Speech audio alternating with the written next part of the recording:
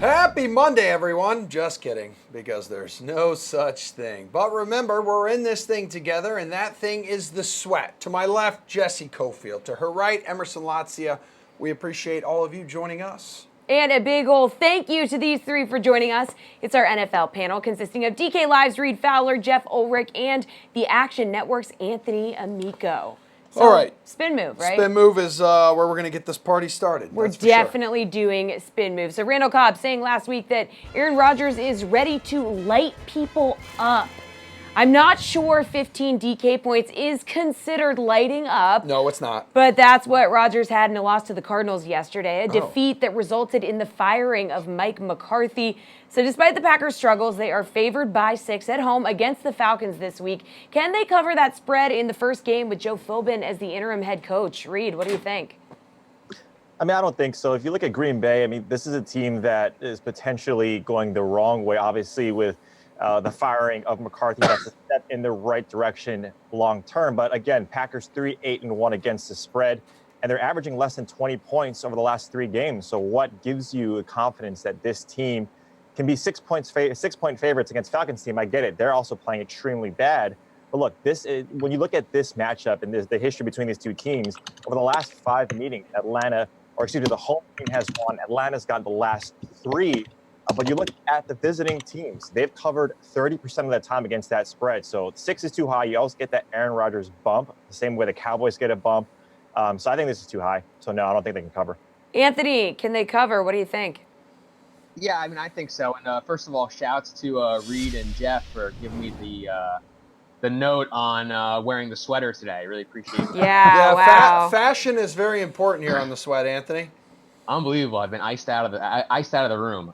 But yeah, I mean, we've seen this play out before. Like when the players hate the head coach, like the play comes down so much, and then that coach leaves, and all of a sudden this team starts playing well. We literally just saw this happen with the Cleveland Browns.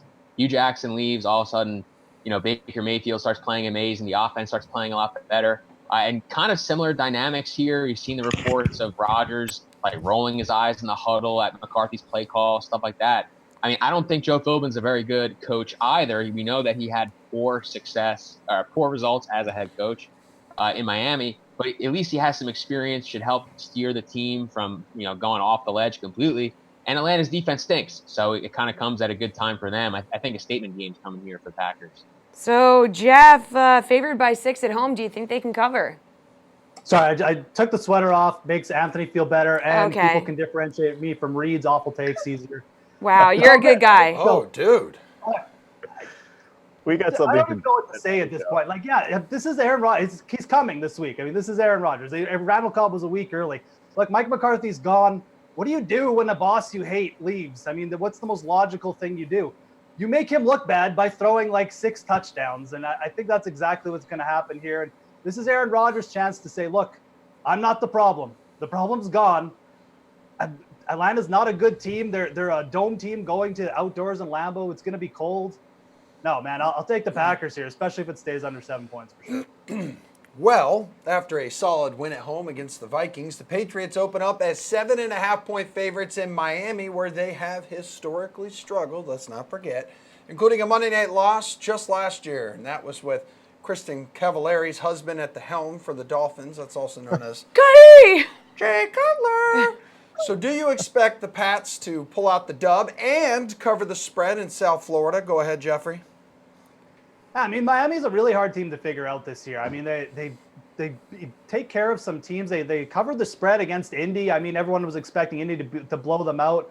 And then they didn't really take care of the Bills last week. They still won. But I'm going to venture on the side of the Dolphins here. And I think with Ryan Tannehill, it gives them a better shot at getting to 20, 24 points in this game. And it's a divisional matchup.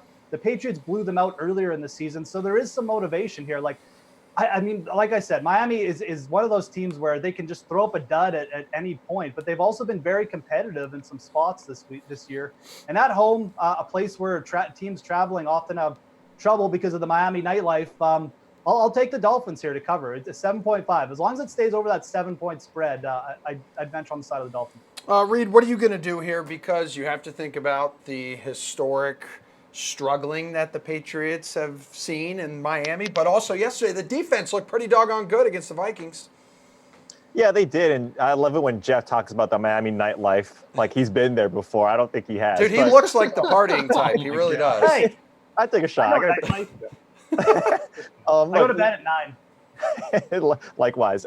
Look, the 2015 season, right? Like New England they don't like these games, especially when they travel south in that warmer weather. Brady doesn't like these games. These are widely known. 2015 season, they lost in December. 2017 season, they lost in January around this time, and they just don't like it. And we see this, like Jeff was mentioning, with other teams that travel to South Florida.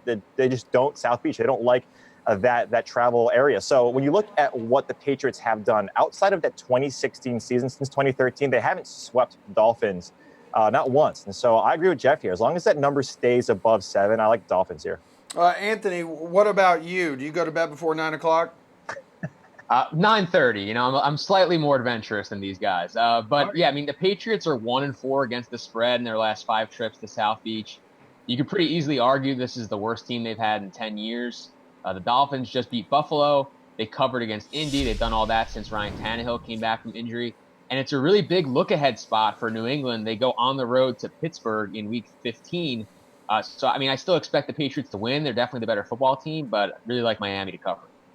Guys, the Ravens pick up another win with Lamar Jackson under center, but Joe Flacco is getting healthy, so you never know what the Ravens are going to do when he's ready to go. But you have to love the thought of Jackson going up against the Chiefs' porous defense on Sunday. Baltimore is a 7-point underdog. Can the Birds cover that spread or maybe even pull out the outright win? Anthony, what do you think? I mean, Lamar Jackson has been incredible, but John Harbaugh just seems really obsessed with this idea of using both quarterbacks in the same game. That's the latest report from Ian Rappaport. If they do that, I don't think they have a chance to win. I mean, Jackson gives the Ravens such a better shot to win on every play. Look at the quant edge injury tool. The Ravens have a better passing success rate when Jackson is on the field this year, which I think would surprise a lot of people. But they also see a roughly 15% increase in rushing success rate. If you just use their rushing success numbers with Jackson on the field, only the Rams are a better run team than Baltimore. So if they stick with Jackson full time, I could see the game being close. But if they plan on using Flacco at all, I don't think it's going to happen. Jeff, what do you think? Can they cover? I'm pretty much in full agreement here. The more Flacco, the worse it is for Baltimore. I mean, I don't know why you wouldn't want to try and attack the Chiefs on the ground where they're essentially the weakest with the best rushing quarterback in the league. But I don't think Baltimore's going to do that. I think they're going to get Joe Flacco involved. And honestly, even if Lamar Jackson does start, I still think I like the Chiefs in this spot. They've taken care of the AFC North handily this year. And yeah, they've failed to cover against some weaker teams, but you got to look at it in context. Last week, they were coming off the Kareem Hunt news, and it was kind of a letdown spot after that big shootout game with the Rams. I mean, I think this is more of a game for them to get right. And they have won by like a touchdown or more in most of their spots this year. So I still like the Chiefs if the number's under 7. Reed, are we going to see 2 quarterbacks, and can Baltimore cover that spread at Kansas City?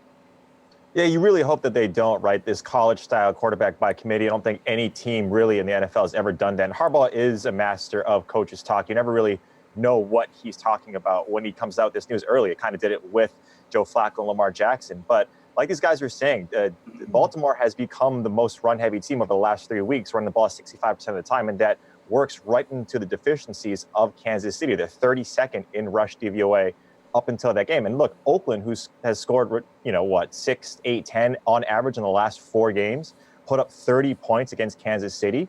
You don't want to bring back Flacco, who tends to throw the ball 70% of the time, especially if a guy like Eric Berry is coming back in this game. He's been practicing. If he is out there and he's a playmaker, you worry, right? You worry if Flacco comes out and whatever the case may be, you just worry. I do like the Ravens if Lamar stays in, just because that 7.5, if it stays, like Jeff was saying, above 7, they can really slow down the pace, keep Mahomes on the sideline. That's the only thing that they can hope for, is that they get more plays than the Chiefs if they want to win this outright. But the spread, I like the Ravens. Reed, Joe Flacco, future quarterback of the Jacksonville Jaguars. All right, I'm calling it right now. Gentlemen, Why do they want to downgrade at quarterback? I don't understand. Yeah, you're right. I know. They're like he and Blake Bortles, like basically the same thing. James Conner, though, guys, suffering a leg contusion in the Steelers Sunday night loss. That was to the Chargers. That was a weird ending, by the way. But, of course, Mike Tomlin would not speculate on his running back's availability for Week 14. But let's say if he does miss Sunday's game in Oakland, who receives a bump in fantasy value for Pittsburgh? Reed, go ahead. Yeah, I think we've seen this, right? Especially with James Conner when Le'Veon Bell was out. Insert, sort of like the running back, the Pittsburgh running back here, and they're going to do well. This system sets up perfectly for running backs. We saw it with D'Angelo Williams. Now we see it with James Conner, and now Jalen Samuel is that guy that you can plug and play. Not get the same production. It might be more of a split with Ridley, but I think this guy does get the bulk of the carries, does get the early down work. But in terms of pass catchers, Ryan Switzer is a guy that I'm interested in if he's not or if Conner is out. His target share goes up from 3% to 21% of the 140 so snaps that Conner has been out. Really trying to get those intermediate plays, those 5 to 7 yard plays that usually are a James Conner run to Ryan Switzer. So he could be a nice GPP play if the ownership is low and if we get that news that Conner is out. So those are two guys that for me would get a bump if Conner is out. Yeah, Jeff, is this just next man up there in Pittsburgh in the backfield? Well, first of all, shout out to Reed. Every once in a while, he has a good take, and the Ryan Switzer take is good. Wow. He can definitely stay up in that game. But look, as far as who's going to get the main carries here, it's Jalen Samuels. Like, don't be shocked at this time next year, Jalen Samuels is working in front of James Conner in the lead role. This guy is more of the Le'Veon Bell player than Conner is. Conner just had a year in the offense, and he got first. And nothing against James Conner, but Jalen Samuel was like a 3-position player in college. He's a great receiver. And he just didn't get worked in fast enough in preseason to really have a shot at the lead role. But he's a fantastic pass catcher. I think they're going to use him a lot in this game if James Conner is out. He's definitely the play. Shout out to Stephen Ridley, who's still in the league. Good for him. But no, it's Jalen Samuels this week for sure. All right, Anthony, where do you sit on this, man? Who could see a boost in fantasy production or value if Conner does not play? Yeah, I mean, I'm a little upset that Jeff beat me to this, but I absolutely love Jalen Samuels. He's one of my draft crushes. This past offseason, 6 feet tall, 225 pounds. Like, he has the frame of a featured runner, and he was a do-it-all dominator at NC State. He saw snaps at running back, tight end, in the slot, return kicks. Last 3 years at NC State had 195 receptions and 45 total touchdowns. Dude is just able to do the most important things that we need done for fantasy football. So I absolutely think Samuels is going to crush if Conner's out. And in Yahoo leagues, he has tight end eligibility too. So especially at a position that's completely void of any production, if you get a running back in that Pittsburgh backfield as your tight end, especially the playoffs, yeah, that's a smash spot. Wow, great advice from Reed Fowler. Great segment for Reed. Yeah, really good stuff, guys. Good stuff. We're going to get some Monday Night Showdown picks from you coming up after we play some NBA pick and roll with Julian and the Mats. Heyo, Brendan Glasheen here. Time for your DraftKings Fantasy Flash. Monday Night Showdown contest available on DraftKings, of course. Battle between two NFC East squads. Lots on the line for the Eagles and Redskins. They're chasing the first-place Dallas Cowboys. As it pertains to Washington, its playoff hopes morally diminished after Alex Smith's gruesome leg injury. So Colt McCoy was then thrust into the starting role with little time to prepare for the Thanksgiving Day game against Dallas. With a long layoff, he's now had the time to get ready with the offense. Hopefully, for McCoy's sake, it shows against an Eagles team that is giving up the 4th most passing yards per game in the NFL. McCoy will cost you $13,200 as a captain or $8,800 as a flex in tonight's showdown. As for the Eagles, expect Zach Ertz, the tight end, to be well worth the price tonight. He is the most expensive player in this contest. $16,800 as a captain, $11,200 as a flex. Philadelphia needs him, folks, and essentially this team needs this game to keep playoff hopes alive. Ertz owns the Redskins, 59 catches, 620 yards in 10 career games against the Redskins. He's eclipsed this mark, the 100-yard mark, 3 times. And with a banged-up Josh Adams, overall just a questionable running game, look for Carson Wentz to air it out early and often tonight. All right, hello again for all of you hoop heads out there. This is the segment for you. It's NBA Pick and Roll when we give you not 3, but 2 options, and our experts tell you which one they like the most, and more importantly, why. Those said experts tonight just happen to be DK Live's Julian Edlow, the Action Network's Action Matt LaMarca, and Matt D'Agostino of NBA.com and Turner Sports. Gentlemen, we start at guard. So after getting back into action on Saturday in Detroit, Steph Curry is 9,500 tonight in Atlanta. Do you like Steph or the Wizards' John Wall for $200 less on the road? He's facing the Knicks. Julian, pick one. Yeah, I think this is a really good spot to look between cash and GPP because Steph Curry's in his second game back. He wasn't all that great in his first game back from a groin injury. He scored just 39 DK points and change in a loss to the Pistons on Saturday night, I believe. So I do like Curry's upside to kind of have that second game be a big bounce-back game for him. But it's against the Hawks, and the spread in that game is double digits. So this could easily turn into a blowout for the Warriors. So I like Curry in tournaments here. You've got the high upside. Maybe you get a close game, and he can torch the Hawks, who are terrible defensively against the point guards. But John Wall's been a little bit more consistent. The Knicks have been bad defensively as well, and John Wall actually scored 48.5 DraftKings points in this matchup about a month ago. So I think Wall, the safer option, Curry, your tournament option. All right, Action Matt. I'm going to call you Action Matt today because we have two Matts. Where are you going on this one? You going with Steph, or are you going to save a little money and go with John Wall? I hear Julian's points on Curry. I'm not intimidated by what he did in that last game, though. He still played 36.5 minutes. And he had a usage rate of 36.2%. That's all I really need to know. Like, he seemed good to go, even though his shot wasn't falling. The matchup against the Hawks is just as good as it gets in fantasy. They play at the fastest pace in the league.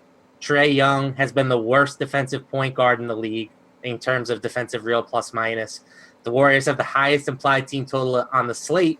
And Curry is just a flat-out better fantasy asset than John Wall. He's at 1.44 DraftKings points per minute. Wall is just at 1.25. So I get sort of the floor argument for John Wall in cash games, but I'm taking Steph Curry in all formats. Matt D, we got Curry, we got Wall. Who are you going to go with here?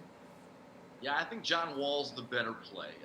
Like Julian said, I'm concerned about that spread in the Golden State-Atlanta game. The over-under is great, but at a 10.5-point spread, I could easily see Golden State running away with it and being just his second game back. The Warriors may decide to sit Steph in the fourth quarter if things are in hand at this point. But on the other side, Washington and New York still have an over-under of 228.5, which is pretty nice. One of the top three on the night, and that spread's only 1.5. So I think it'll be a little bit more of a competitive game. And I think John Wall can kind of steer the ship for the Washington Wizards. All right, time to get bigger and beefier and take the people to the forward section. Kawhi Leonard with back-to-back 50-point games, 9,700 this evening with the Raptors hosting Detroit. Action Matt, will you be looking in his direction or would you prefer to pay down in the same game for Blake Griffin, who's $900 cheaper? I'm really not a huge fan of either of these guys, to be honest. If I had to go with one, I guess I would go Blake Griffin. Thank you. Both of these guys have similar ceiling projections in the Fantasy Labs models today. So I guess I would save the money and go with Griffin there. Not a great matchup for either of these guys. Leonard has been good, but that last game came with Kyle Lowry out of the lineup. He'll be back in there today, so I don't think he has nearly as high a ceiling as he showed in their last game. Personally, if you wanted a forward in this price range, I'd take Paul George over both of these guys. Okay, Matty D, you seem to be in agreement here. A little bit, yeah. I mean, certainly in terms of neither one has an ideal matchup. Both of these guys going against two of the better defensive teams in the league in terms of efficiency at this point. But I'll take Kawhi. I think he's got a better upside than Blake Griffin does. Griffin hasn't hit 50 fantasy points in any of his last 6 games. Kawhi's done it in 3 of his last 4. I just like the way that Toronto's playing all season long. I think he's been great. And without any back-to-backs in recent memory here for Toronto, Kawhi's got some rest and he's got some energy. So I would take Kawhi and spend the extra $900. All right, Jules, we got a pick for Griffin. We got a pick for Kawhi. Where are you going? Yeah, I mean, I'm kind of on the same page as these guys that I'm not necessarily going to be playing either player. If I'm forced to answer the question, I am going Kawhi Leonard. If I'm going with guys that are in bad matchups, I'll take the hotter player in Kawhi Leonard, who's had 53 or more DraftKings points in 3 of his last 4 games. It's really splitting hairs, though. I don't think I'll be rostering either of them. And when you look at the forward spot, I agree Paul George is a fine play on the opposite side of that Blake Griffin game. But when you look at the forward spot on this slate, it's kind of a good pay down spot because there are so many guards that we just talked about paying up for, because there's a big guy we're going to talk about soon paying up for. I think the forward's going to be your salary saver spot on this slate. All right, to the big boys down low we go. At center, Anthony Davis scored more than 80 DK points in his last start. Wow. But he's still 11,500 tonight. Oh. Do you think he's worth it, or would you pay down for somebody like Clint Capella at 8,600? He's averaging 44 DK points a game over his last 4 outings. Matt D, where are you going? Yeah, I think AD's absolutely a guy you want to pay up for tonight. The salary doesn't bother me with the production that he brings. Going against the Clippers, it's one of the 2 games that have an over-under of 236, which seemingly is no match for a lot of these matchups in the NBA these days. But AD has done everything you can ask him to do. In his last 10, he's scored at least 50 in all of them. He's had at least 60 fantasy points in 6 of those 10. So I get the almost $3,000 savings between him and Capella, but I think it's absolutely justified to pay up for AD tonight. LaMarca, do you want to pay up for AD here? You're nodding. Yeah, I think 11.5 is honestly not enough for him. I know that makes him the most expensive player on the slate, but he just gives you a combination of floor and ceiling that nobody in basketball can match right now. I mean, he went for 80 in his last game, and it's like not even that big of a deal because he's done it like 100 times already in the last 2 seasons. He scored at least 53 and a quarter in 13 straight. So unless he gets hurt, which is obviously always a concern with him, I think that's pretty much his absolute floor. It's an elite matchup versus the Clippers. They've played at the 9th fastest pace this season. They've allowed the 2nd most points above expectation to opposing centers. Like, I think Anthony Davis is close to a must-play tonight. Julian, you didn't look so convinced. That's just his face. Oh, no. Let's make it unanimous. Anthony Davis is the best play on this slate by far. If you read my NBA cheat sheet on the DraftKings playbook today, which of course you did, why wouldn't you do that? Obviously. You would know that AD is my stud to pay up for. He is in too good of a spot, and I totally agree with what Action Matt just said. The 11,500 is too cheap. The 80 DraftKings points that he had against the Hornets, that came yesterday. So DraftKings didn't really have time on this back-to-back to adjust Anthony Davis's salary. I think if he did that on Sunday and this game was on Tuesday, Anthony Davis would probably be over $12,000 on this slate. So he's going up against the Clippers, who have been terrible defending big guys this season. You have a huge projected point total in this game. He's scored over 65 DraftKings points in 3 of his last 4 with the 80 piece yesterday. Lock Anthony Davis in 100%. All right, guys, we need you to stick around because we have NBA Tears of Joy still on the rundown. Plus, it's NHL Price Check right after Who'd I Miss On with Adam Levitan.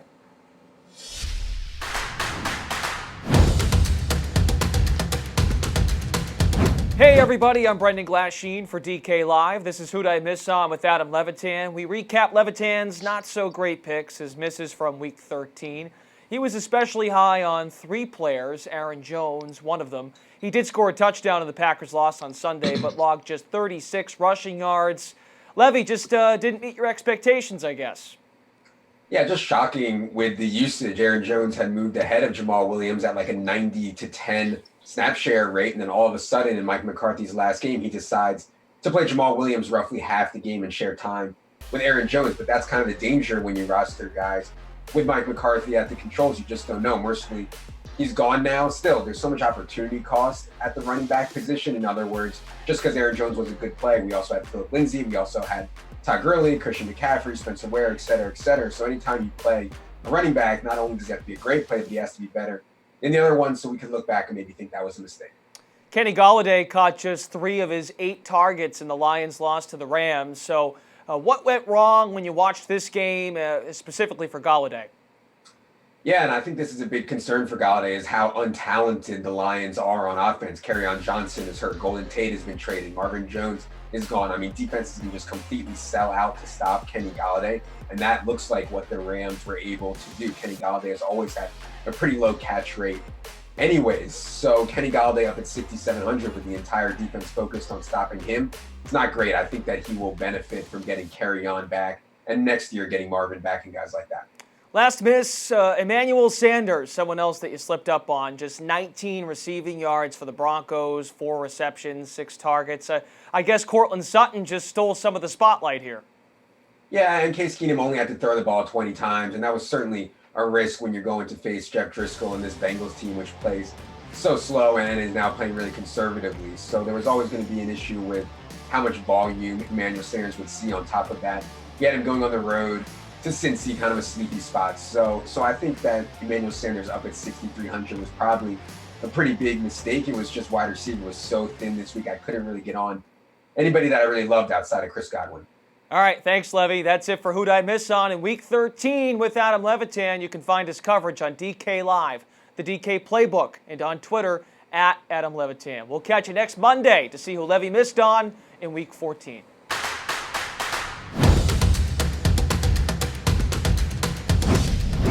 Ladies and gentlemen, it's time we put this show on ice. Let's go, girl. Ice Capades. And welcome in our NHL panel tonight, just kidding, which consists of just Benjamin Zwyman of DK Live. Hey, man, how are you? You doing all right? I can't hear you. I'm assuming you're okay. You look great. I'm okay. Oh, there we go. There we go. There it is. Okay, yeah, wonderful. I'm over the swine flu. We're good. Let's do it. Okay, sounds good. Awesome. Again, just a one-man panel, quality over quantity, just like tonight's slate in the NHL. Only 3 games, but some intriguing matchups here, Ben, that'll get your blood flowing. So let's price check. Connor McDavid, by far the highest priced skater at 8,100. Would you say he's worth it on such a small slate? Yeah, I'm not really looking at McDavid too much tonight at 8,100. It's a high price. It's a bad matchup. The Stars have been really good at home, especially at limiting goals and shots. They're ranking in the top 10 in both those categories. These teams played a couple of games ago. McDavid didn't do well. It was a 1-0 game. I'm not really seeing a lot of goals in this matchup. And again, a short slate. I think there are better plays at center. Looking at Braden Point at 6,900. Looking at Tyler Seguin in that game at 7,200, and Ryan Johansson, the Predator center. I like those 3 plays a lot better than McDavid.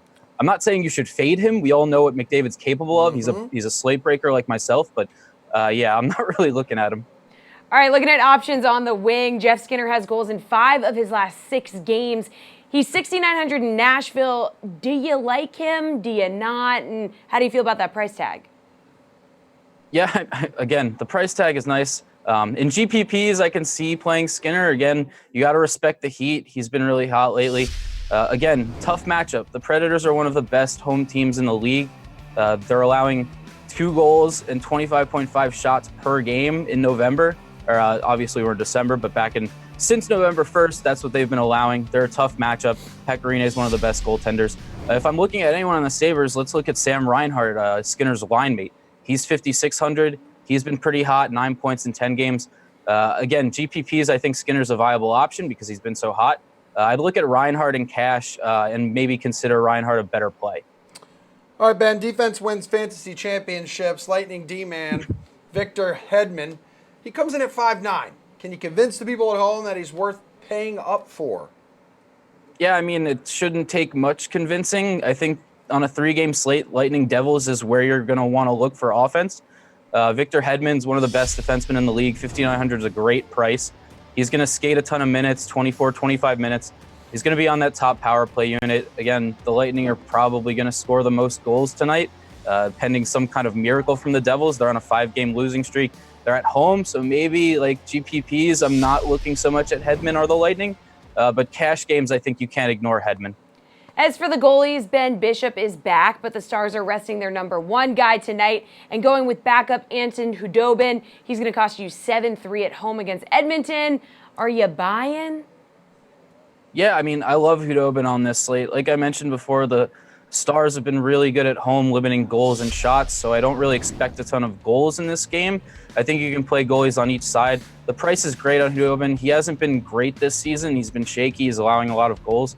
But again, 3-game slate, you're going to want to differentiate your lineup a bit. I think a lot of people will be on Domingue.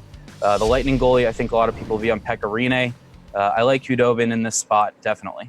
All right, before you take off, dude, hit us with your slate-approved pick. So the guy who was a must-play in all your lineups. Go ahead. All right. I mentioned Braden Point before. He's the chalky guy. 8 points against the Devils in two games.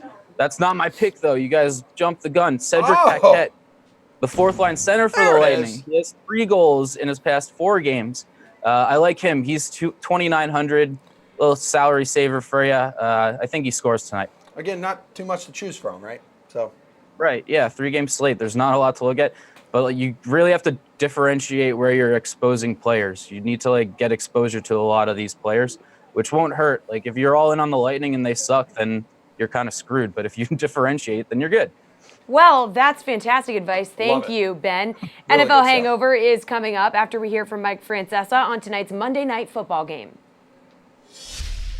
Last football game of the week has arrived, and it's the Redskins and Eagles. Mike Francesa from WFAN in New York. Big playoff implications for these clubs here, Mike. I mean, you could debate how good a game this is going to be, but it's important for those teams hoping to make the playoffs. The Birds still trying to get back just on track after winning the Super Bowl last year. Is this the game to do it?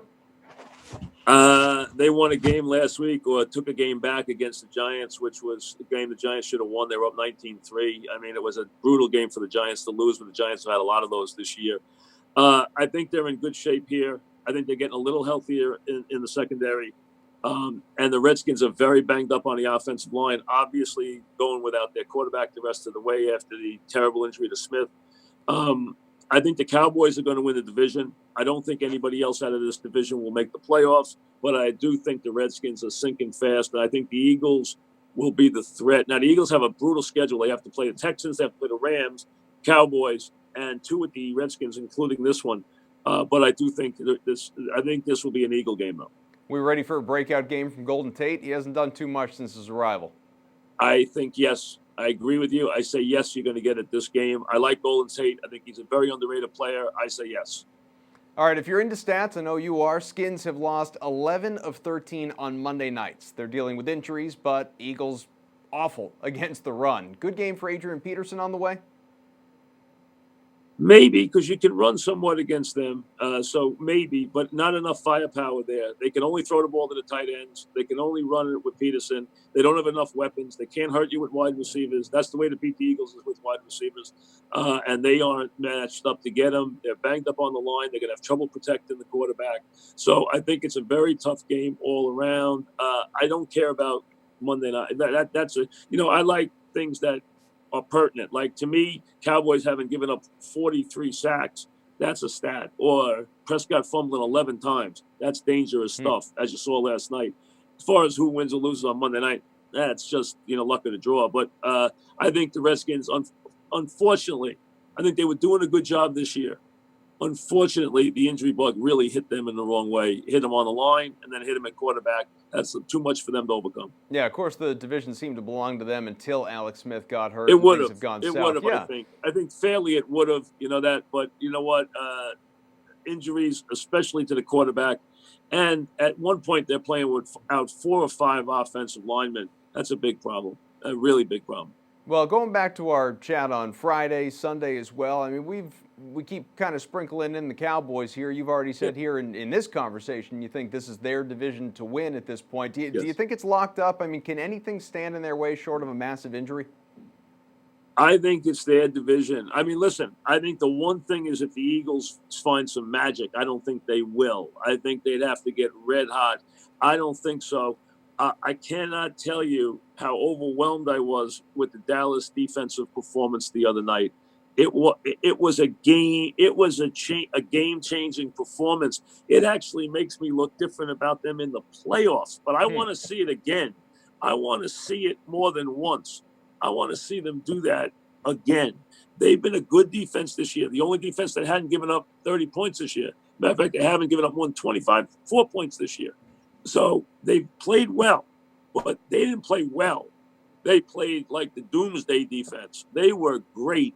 If that defense is going to become a staple, watch out. Jason Garrett's got a job forever. You know what? Probably does. He probably does. You know that? He lets Jerry do whatever he wants. And, if you're good to the owner, hey, it's good. It's easy to stay around. Mike Francesa, always good to us from WFAN, and Mike's on in New York. We'll chat again later this week. Alrighty, welcome back to The Sweat, every single one of you, including our NFL panel. Hello, Reed. Hello, Jeff. Hello, Anthony. We appreciate all of you coming back. But before we get into NFL Hangover, we have some exclusive behind-the-scenes video of how Jeff Ulrich prepares for this show on a daily basis. So let's roll the tape.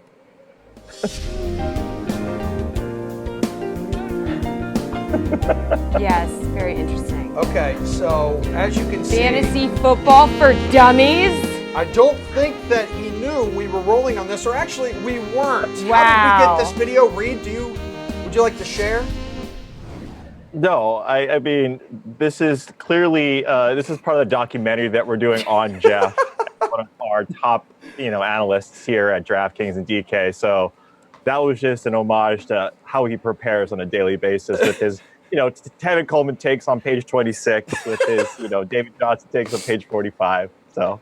Yeah. I'm doing this show with a dog on my lap right now. So. Yeah. Wow, we love that dog. And you totally dog. redeem yourself. We love that dog. Okay. Also, this is a reminder for everybody to put a Post-it over their camera when they don't want people to watch them. Also, everybody knows that. Everyone at home, you should always trust what Jeff says. You clearly know why now. You should. So let's that was get. actually a really good comic book I was reading, by the way, just so people know. Oh, okay, really? Fantasy football for dummies. That's great. No, that's not what it is. Okay, NFL Hangover is the name of the game, so which players who had a big Week 13 could see some regression this Sunday, like maybe Bills quarterback Josh Allen, who had the 6th most single-game rushing yards by a QB since the NFL merger, helping him score nearly 34 fantasy points.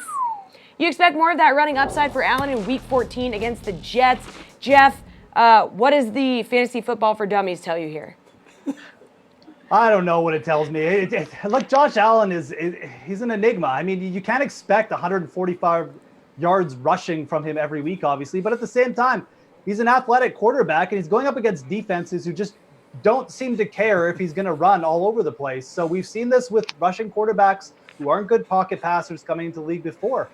They just run wild for a few games, and before defenses finally figure out, oh, maybe we should stop this guy. So do I expect him to keep this up long-term in his career? No, but if he has one more big rushing week, it wouldn't surprise me at all. 5,500, getting up there in price. I'm just going to use Aaron Rodgers at quarterback anyways this week, but it honestly wouldn't shock me. I don't have a hard take on this either way because I've seen it too many times before, but yeah.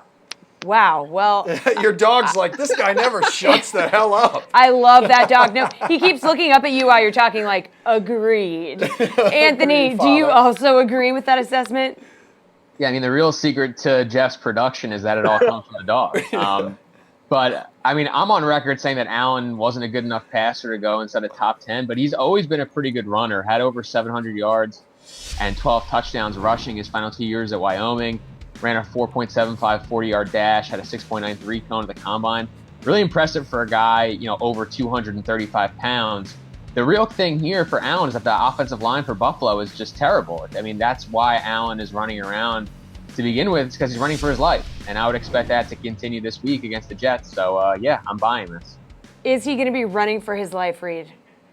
Yeah, he is. Anthony hit the nail on the head here. He's doing it out of necessity to save really his career and to not stay on that injury report. Look, over the last 2 games, if you look at LaShawn McCoy and Josh Allen has 11 attempts, 117 yards.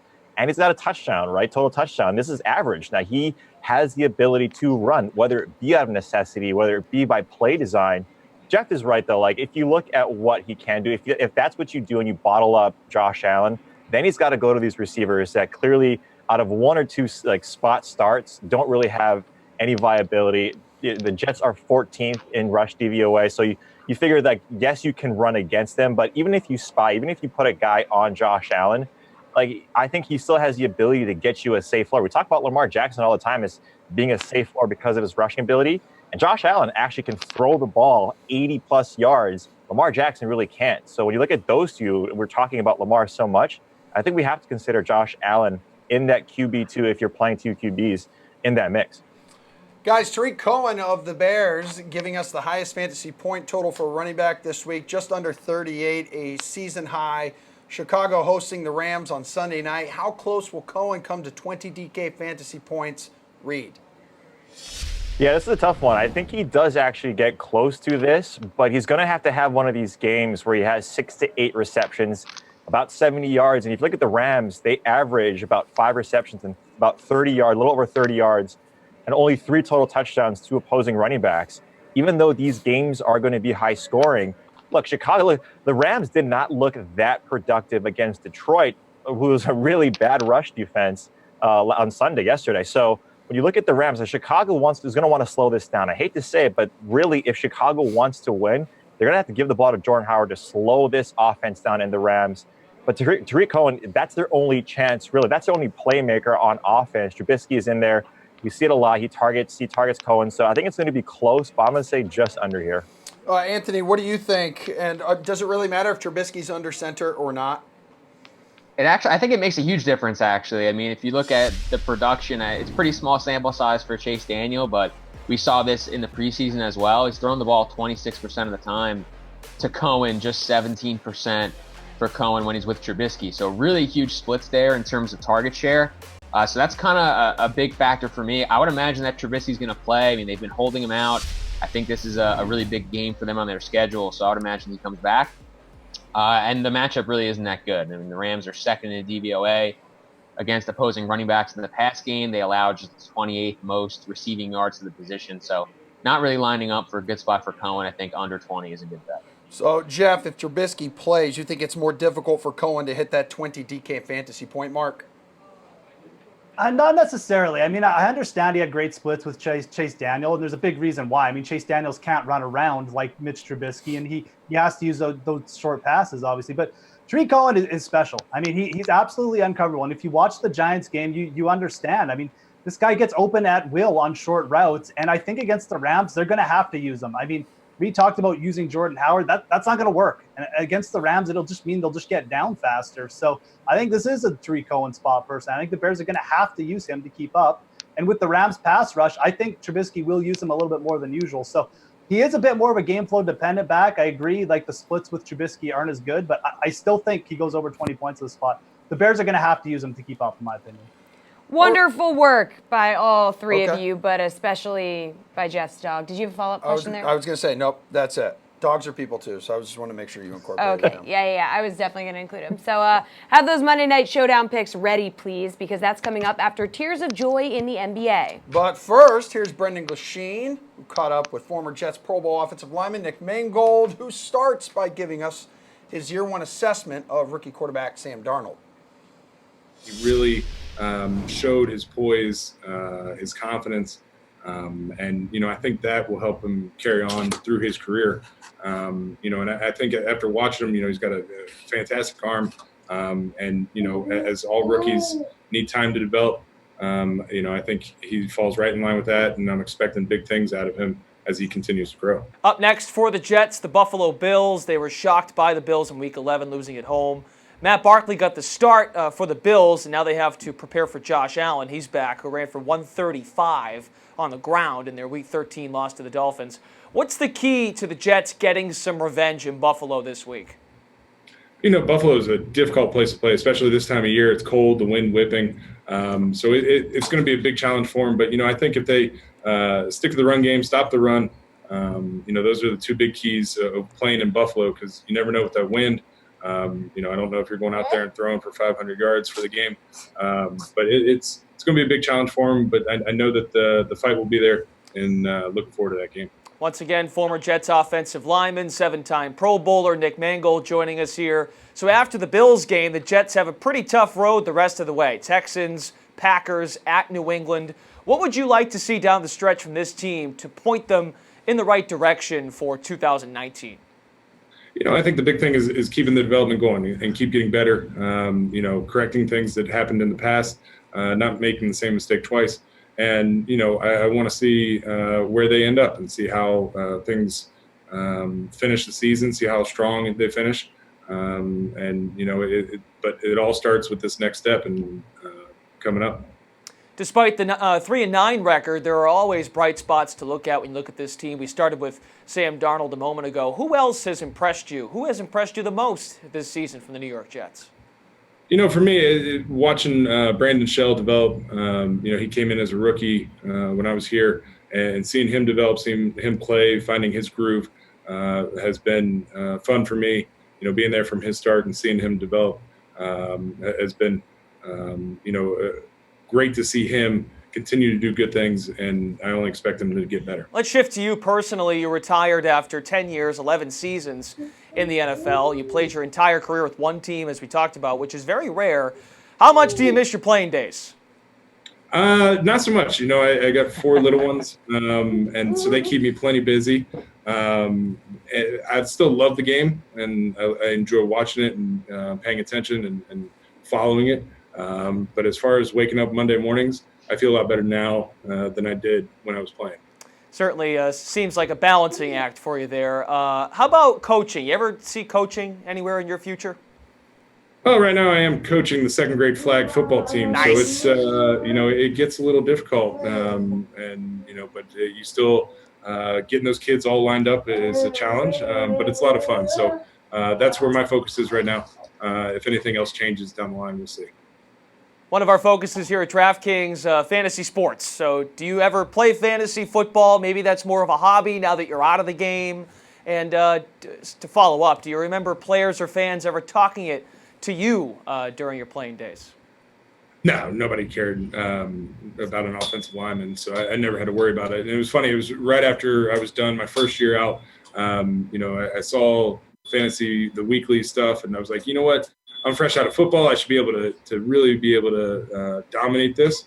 And I got mollywopped, and it was terrible. And so I found out quickly that even though you play the game, you still might not have any idea how to play fantasy. In some of those deeper leagues, you can actually roster punters. You can probably roster offensive linemen. So that's something you might want to explore. I think it's an avenue that we really need to look into as for fantasy sports is, the offensive lines. There's an untapped market right there. Yeah, I'm trying to think off the top of my head what something would be, to get a point. Maybe a protection or a good pull by an offensive lineman get you a point. How does that sound? It sounds perfect. I mean, you have a good block, you have pass protection. I think the possibilities are endless. So we need to start getting that going. Nick, we will look into that. That is for sure. Thanks for your time today. Thank you very much. I appreciate it. Final countdown with the NBA dudes. We've dropped Matt LaMarca, but we're smart enough to bring back DK Live's Julian Edlow and Matt D'Agostino of NBA.com and Turner Sports. No, we do have Matt LaMarca. I didn't see you in the rundown originally. Wow. That was just two. Well, wow. I could leave if you want. No, stay. I'd prefer you to stay. Stay, to be honest Action with Matt. you. Please stay. All right, before we get to tonight's tiers contest, Julian, is there any late breaking news or injury updates people at home should have their eye on as they're building those lineups? Yeah, there's really not much. It's a pretty tame slate. Otto Porter was a bigger questionable name that could have made the Washington Wings better plays, but he's going to start and play tonight against the Knicks. Joe Harris is out for the Nets, so Damari Carroll had a big game the other night. Shabazz Napier could get some more minutes. Those are two value plays that maybe get a little bit elevated, but not really much news on this slate that's going to change anything. Matt D., anything to add? Just Alan Crabb in there in that Brooklyn mix there with Joe Harris out could be a value play as well. That's about all I was looking at, too. Action Matt, anything that wasn't mentioned? I mean, the Warriors, they lost Damian Jones, so that could create some value in their front court. But, nothing in terms of breaking news that I'm monitoring here. All right, now let's focus on the lower levels of tonight's tiers contest. Who is your guy in Tier 5? Action Matt, go ahead. I'm happy you're here. I'm going to go Tristan Thompson. He's just playing huge minutes right now. He got close to 40 in his last game. He's averaging 1.12 DraftKings points per minute over the past month. And he has just an excellent matchup against the Nets. They've given up 20-20 games in bunches this season. They've allowed 5. No other team has allowed more than 1. So in terms of just scoring and rebound potential, I really love Tristan Thompson in this matchup. Julian, you're a big Derrick Rose guy, right? Yeah, in 2010, D Rose was my guy, but tonight we are going with Tristan Thompson. I would love to fight with Action Matt here, but just look at what he's been doing. Tristan Thompson, 49.75 DraftKings points in his last game, 18 points and 19 boards. He went for 13 and 12 against the Celtics on Friday night, and that game turned into a blowout, so he could have gone for bigger ones, bigger numbers if they kept that closer. Scrolling through his game log, he is consistently getting like 40 to 50 points based on just how well he's rebounding and scoring around the rim. So can't really overthink this one. Tristan Thompson's one of the best plays overall on the slate, so you got to take him down in this tier. Matty D, we got a Tristan Thompson sweep. Sure do. Let's make it 3 for 3. All the points the guys are making are great. Also, just attach the price tag to it. At $6,500 tonight, he's consistently getting you 6 times, 7 times that value over the last handful of games. So I think choosing him at a center spot allows you to go and maybe go get an Anthony Davis later on with some bigger salary guys because he's got such a great value tonight. The Kardashian curse is dead. Oh. Oh. Wow. I'm all in on the Kardashians. Yeah, no, I don't know. I think it's still... Shh, don't say anything. Okay. The curse is strong. What about your top pick in Tier 6, Julian? Yeah, I'm going to stick with the centers here. It's such a good year to be playing as many centers as you can. Obviously, you can only max out at 2 when you're building a classic lineup. So in tiers, I want to get as many as I can. And Enes Kanter, he's coming off a couple of bad games, actually. 17 points and 6 rebounds against Philly, just 8 points and 7 rebounds against Milwaukee. But you scroll through that game log, you look at what he's capable of. 42 DK points in the 16 and 14 game against Detroit. 21 points and 26 boards against Memphis. That's a big physical team that he had 58.5 DraftKings points against. So against Washington without Dwight Howard, they don't really even have a center. I think Kanter is going to have a huge game in the middle for the Knicks and get a lot of production, a lot of boards in that game. Matt D, who are you looking at in Tier 6? I'm looking at Robert Covington, a guy who, with Minnesota going up against Houston, is going to be the guy that Tibbs locks in to guard James Harden tonight. So we know when Tibbs gets his hands on a guy who can defend for him, he's going to play them 30-plus minutes. That's just a guarantee with a Tibbs-led team. So a guy who's going to be in there, and he's had 125 DraftKings points in his last 3 games. So he's been productive. The minutes are going to be there, and he's the guy that Minnesota's relying on to lock down James Harden. So if he can focus on his defensive assignment, maybe pick up a steal or 2 here or there, I think it'll only add to his fantasy total tonight. Action Matt, talk to me about Tier 6. I really like both of those guys. I will break the tie, though, with Enes Kanter. I just think they have no match for him on the inside. Washington's been the worst rebounding team in the league with Dwight Howard off the floor this season. So even in like 25 minutes, I think Kanter can put up like a 15 rebound, 20 point type of performance. He's averaging basically 1.3 DraftKings points per minute over the past month. So even in limited playing time, I think that his ceiling is just a little bit higher than Covington's. All right, guys, that's it. We appreciate it. Showdown picks, Eagles, Redskins. That's next.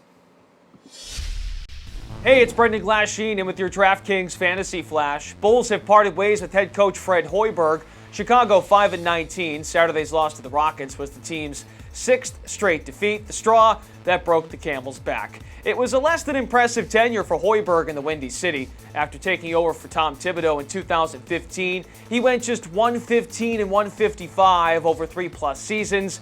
Hoiberg, 155 losses, the 5th most by a Bulls coach in franchise history. His downfall started at the beginning of last season when the team traded Jimmy Butler at the draft to the Timberwolves, and then Butler became impatient before the trade, of course, and we heard that recently after the Bulls got knocked out of the playoffs early in 2 of Hoiberg's first 3 years on the job. The Butler trade just made it very clear the Bulls were in rebuild mode, and as we learned, Hoiberg is not the man who will see it come to fruition someday. In 2018, the Bulls in these 24 games have not been glued together, plagued by injury. Last year's leading scorer, Lauri Markkanen, he just returned last Saturday. Chris Dunn, Bobby Portis, Denzel Valentine, they've all missed significant time. So what was Hoiberg supposed to do? Nothing he can do now as Jim Boylan now takes over as the new voice. For how long? Who knows? Bulls needed a change as they look to climb up from 13th in the Eastern Conference.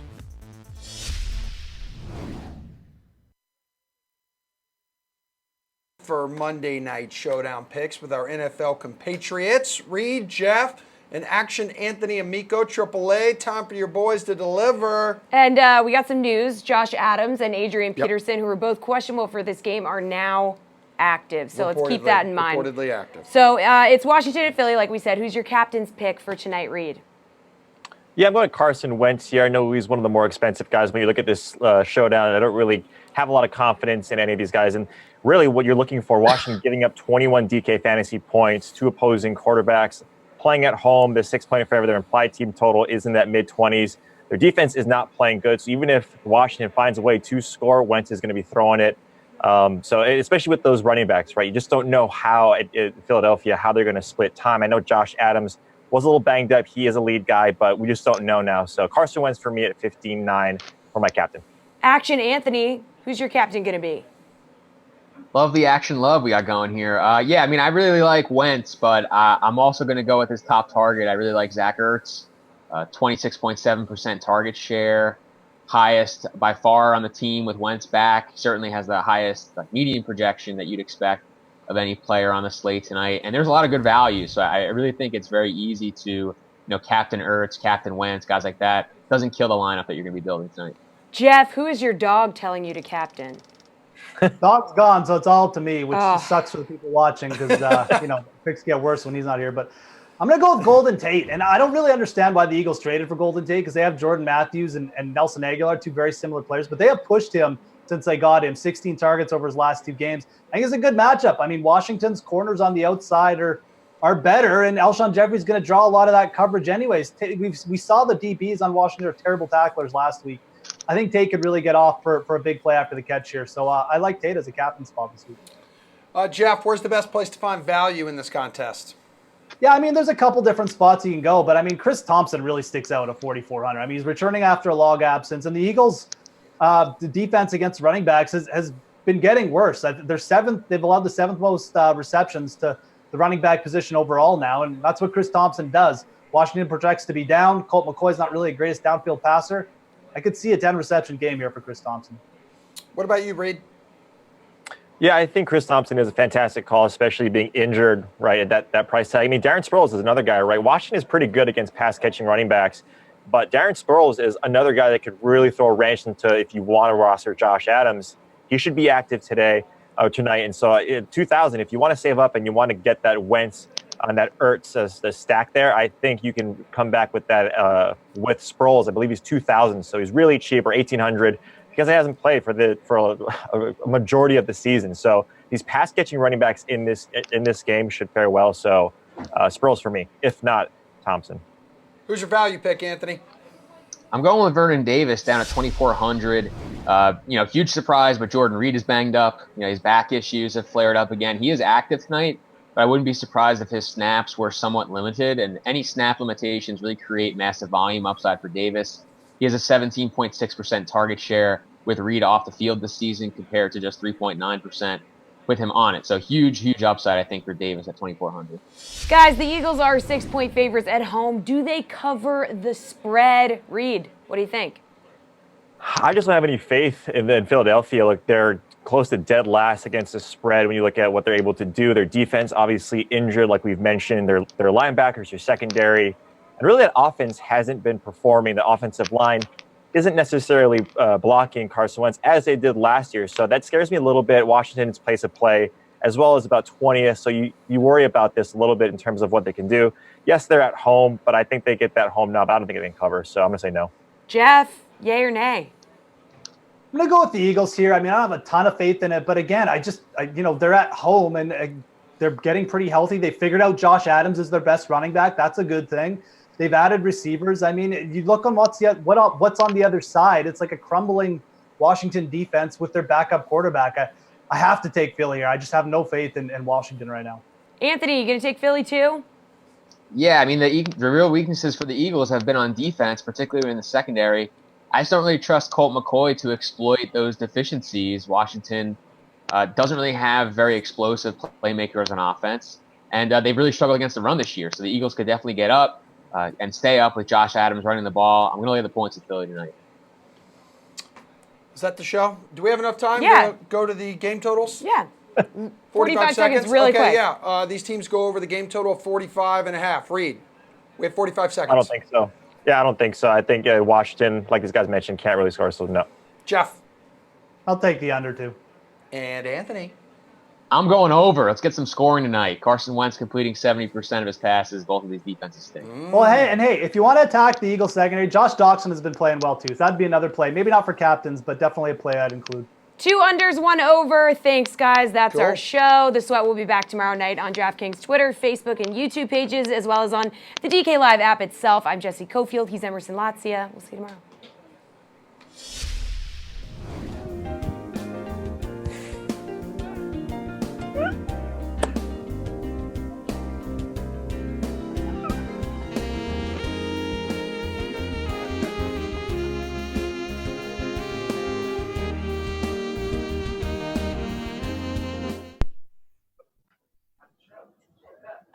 Done that.